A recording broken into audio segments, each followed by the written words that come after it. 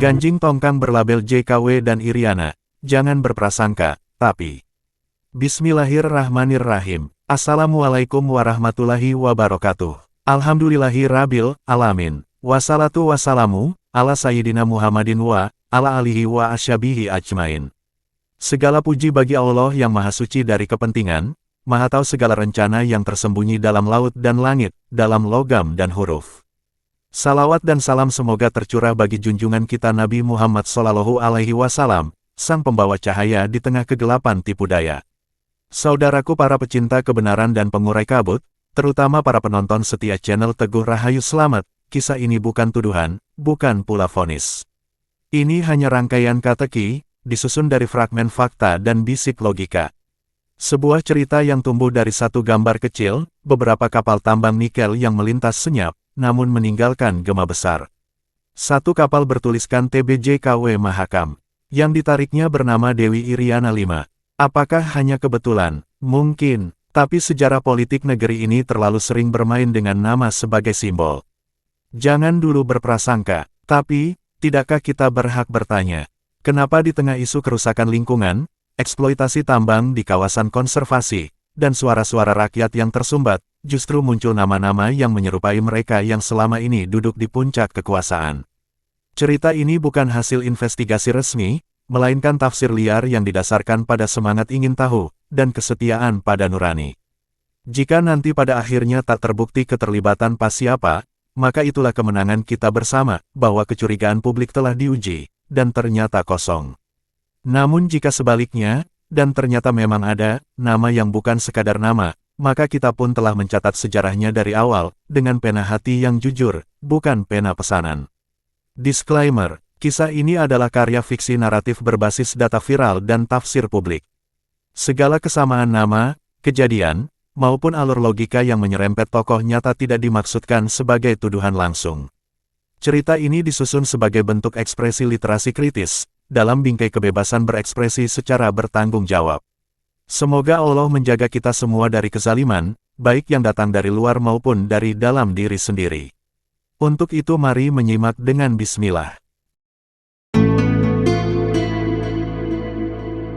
1. Kode di lambung, jejak di kekuasaan. Laut seperti menahan napas sore itu. Di atas gelombang yang bergerak lambat dan dalam, meluncur satu pemandangan ganjil yang langsung menggiring dada banyak orang berdegup lebih cepat dari biasanya. Di buritan kapal tunda itu tertulis tegas, TBJKW Mahakam. Ditariknya sebuah tongkang tambun bernama Dewi Iriana V, melaju perlahan membawa muatan nikel dari kawasan yang seharusnya steril, Pulau Konservasi Gak, Raja Ampat. Tak butuh waktu lama, video kapal itu meledak di jagat media sosial, ditonton, dibagikan, dan dipertanyakan. Bukan karena nikelnya, tapi karena namanya, JKW, Iriana. Apa iya? Cuma kebetulan. Apa iya? Sedemikian polosnya penamaan dua kapal ini hingga tanpa sadar menyeret dua nama paling sakral dalam satu dekade terakhir kekuasaan negeri ini. Publik terbelah. Ada yang bersikeras, itu cuma inisial umum. Tapi sebagian lainnya merasa gelisah. Terlalu mirip, terlalu frontal, terlalu terang untuk dibilang tak sengaja. Petik 2. Dan kalaupun kebetulan, masak ia tak menyisakan efek apa-apa. Di republik yang penuh halo efek, bukankah nama bisa jadi pelindung tak tertulis? Bisa jadi isyarat diam-diam, atau malah pintu belakang menuju akses, restu, dan kekebalan. Seorang mantan pelaut membisikkan kepada jurnalis muda yang sedang menyelidik. Di dunia tongkang, nama bukan cuma label. Kadang itu kode, kadang itu tameng, dan kadang, itu pesan. Dara, sang jurnalis, tercekat. Ia sedang menyisir dermaga Waisai saat kata-kata itu dilontarkan.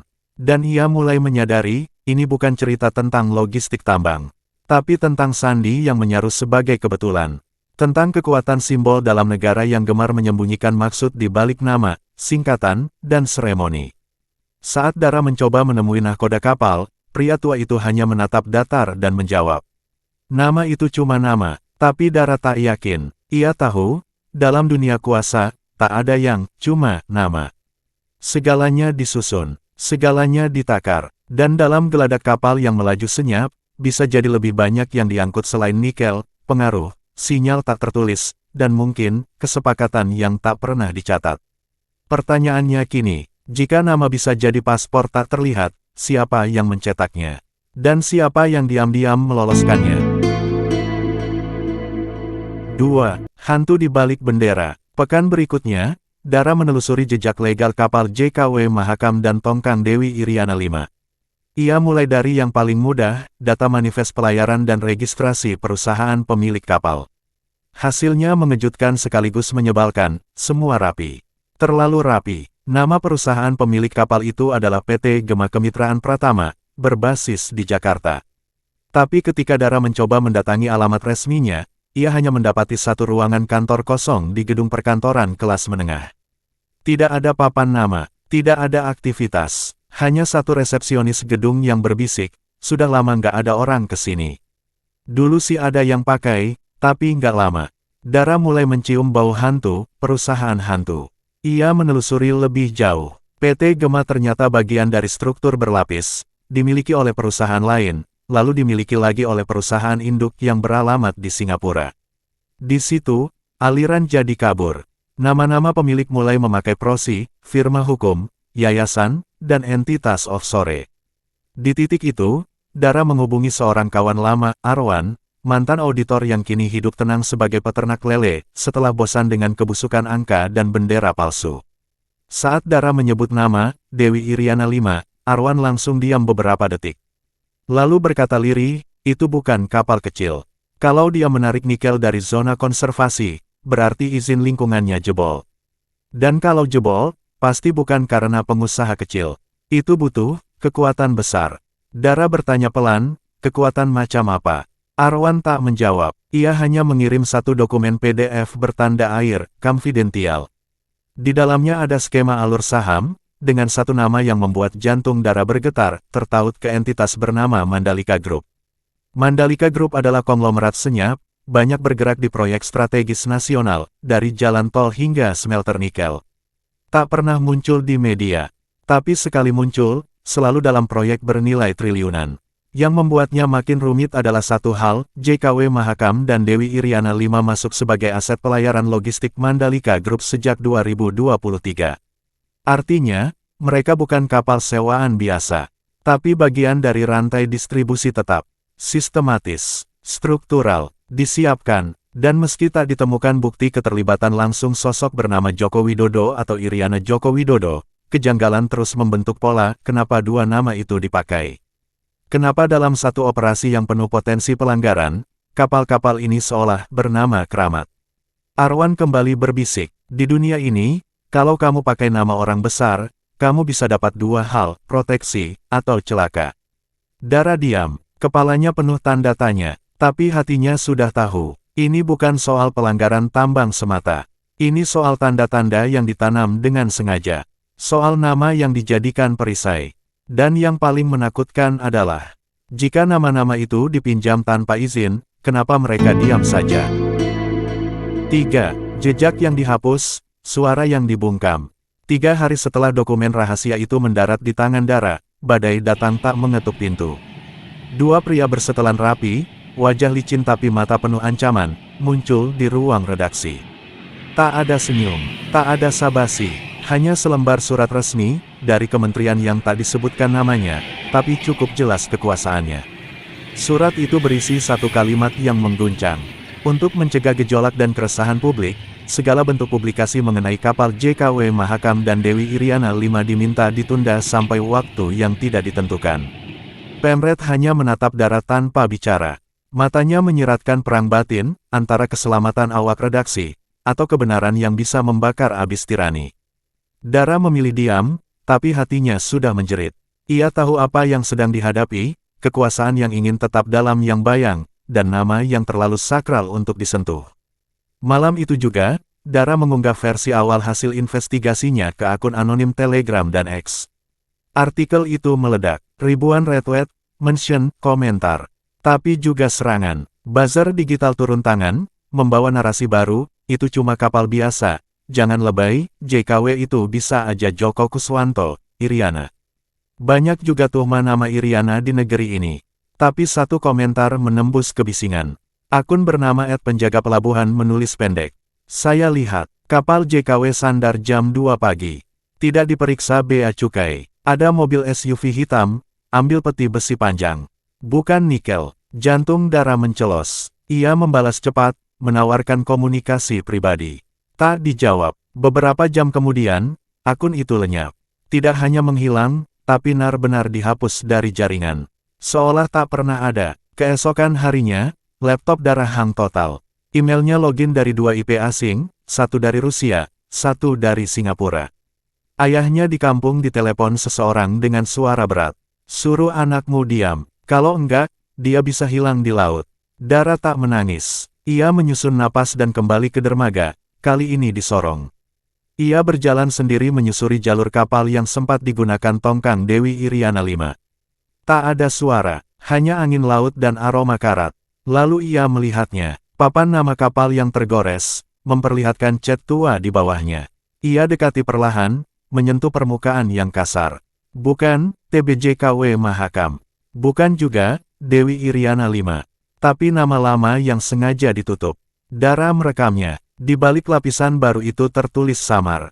TB Kencana Mandiri, sebuah nama yang sebelumnya terseret kasus dumping batu bara di Sulawesi, 2018. Dara gigit bibirnya. Ini bukan hanya tentang nama besar yang dipakai. Ini tentang cuci nama, cuci kapal, dan mungkin, cuci dosa. Pertanyaannya kini berubah, siapa yang punya kuasa menyulap kapal terdakwa jadi armada keramat? Dan kenapa publik harus diam? 4. Di balik nama, di atas kuasa. Malam itu, Laut Raja Ampat lebih gelap dari biasanya. Tapi bukan karena bulan bersembunyi. Bukan karena awan, tapi karena ada yang disembunyikan dari pandangan. Di atas layar laptop tuanya, Dara menatap satu folder rahasia bertajuk I.Denti. Tas, kiriman terakhir dari Pelaut Hitam. Filenya terenkripsi, hanya bisa dibuka dengan password yang ia temukan dalam catatan rapuh milik kapten kapal yang sempat ditemuinya di Waisai. Kata sandinya mengejutkan, sapaan Bapak Presiden. Folder terbuka, isinya, satu bagan kepemilikan, kompleks, bank cabangnya menjalar seperti akar pohon tua. Tapi semua bermuara ke satu titik. CV Nusantara Prima Sejahtera, entitas kecil yang namanya tak mencolok, tapi jejaknya berserakan di lebih dari 11 negara bebas pajak. Dan pemegang saham mayoritasnya, bukan pejabat, bukan pengusaha, tapi yayasan keluarga yang selama ini dikenal aktif dalam kegiatan sosial dan lingkungan. Cuci nama lewat filantropi, bersihkan wajah lewat CSR, bisik Dara sendiri. Tapi bukan itu yang membuatnya menggigil. Di satu dokumen internal bertanggal 2 tahun lalu, ada notulensi rapat berjudul Optimasi Branding Kapal Lini Distribusi Strategis. Poin nomor 7 menyebutkan, pemilihan nama TBJKW Mahakam dan Dewi Iriana disetujui untuk memperkuat kesan eksklusif dan trust di lapangan operasional. Adanya asosiasi natural dengan kepemimpinan nasional dianggap mendukung kelancaran jalur logistik di wilayah sensitif. Hitam di atas putih, bukan hanya kebetulan, tapi strategi. Dara menutup layar, napasnya tercekat, kebenaran sudah di depan mata, tapi tangannya gemetar.